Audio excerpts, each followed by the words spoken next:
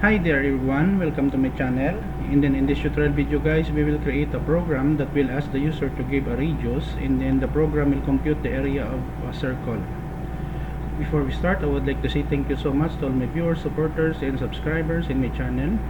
If you are new in my channel and then you like this video, please hit the like button. Don't forget to share, and please support my channel guys by clicking the subscribe button. I would like to shout out Marshmallow, Ma'am Rubilin, and Sir Ernel, for always watching my videos. If you would like to be shout out in my videos, leave your name in the comment section of this video tutorial and then say shout out, put the word shout out. Okay, so we have here the problem in Scala.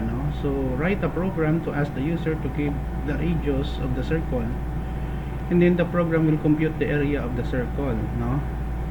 So let us go with the code here. So we have here several comments. So in Scala programming, we are allowed to use commands in Java, just like this one: import Java util scanner for input output. We create an object area circle to I will remove the word to. Div main, it is the starting args unit, and then we declare a scanner here, input var input equals new scanner. We create an object input, then print new line, the title of our program, area of the circle,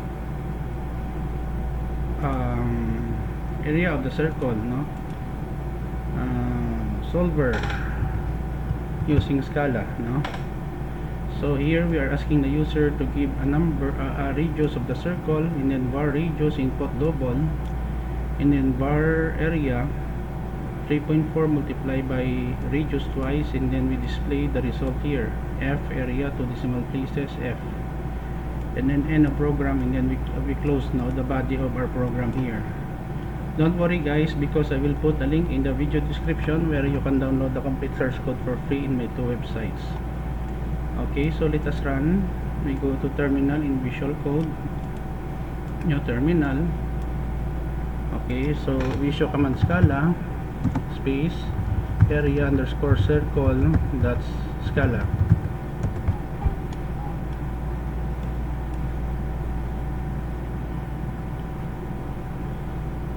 Okay, area of the circle solver in Scala using Scala. Enter radius, we have 4, so the area of the circle is 50.24. End of program. Another example, let us run again. Let's say we have